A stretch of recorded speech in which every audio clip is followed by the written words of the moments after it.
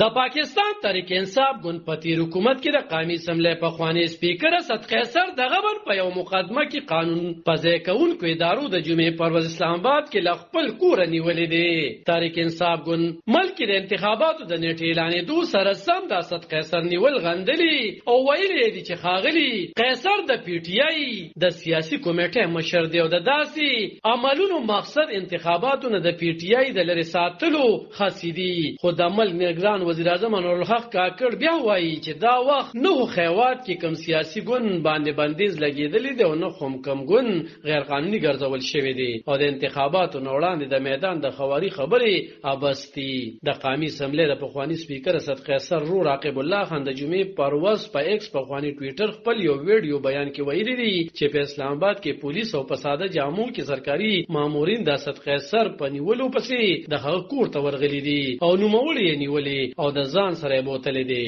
مطبوعات وايي چې په اسد قیصر د انټي کرپشن محکمه کې د ثوابه د گجو خان میډیکل کالج لپاره غستل شو سامانونو کې د غبن مقدمه درج ده. په اسد قیصر دغه مقدمه کې تور لګول شوی دی چې د گجو خان میډیکل کالج لپاره کم سامانونه غستل شوی اسد قیصر او سلور نورو کسانو په هغه کې غبن کړی دی. مقدمه کې د اسد قیصر په ګډون په 15 کسانو قومي خزانه ته د 1 کروڑ سلور شپېتو لکو او شپږ 50,000 روپو د زیان رسول تور لګول شوی دی. د پاکستان تحریک انصاف ګوند مرکزی ویان شعیب شاهین د اسد قیصر په نیول کېدو خپل خبرګون کې ویلي چې دا خرڅ انتخاباتونه وړاندې د تحریک انصاف ګوند د چقولو په خاطر کیږي. دا مهال تحریک انصاف ګوند د چیرمن او پخوانی وزیر اعظم عمران خان په شمول دغه ګوند ګڼ شمېر مشران یا خو د بیلابیلو تورونو په اساس نیول شوی او زندانونو ته چول شوی دي او یا هم دغه مشران د گرفتاریدو لیر پټ ګرځي. خو د جمعې پرواز نگران وزیر اعظم انورالحق کاکړ د ټي وي په یو مرکه کې دا تاثر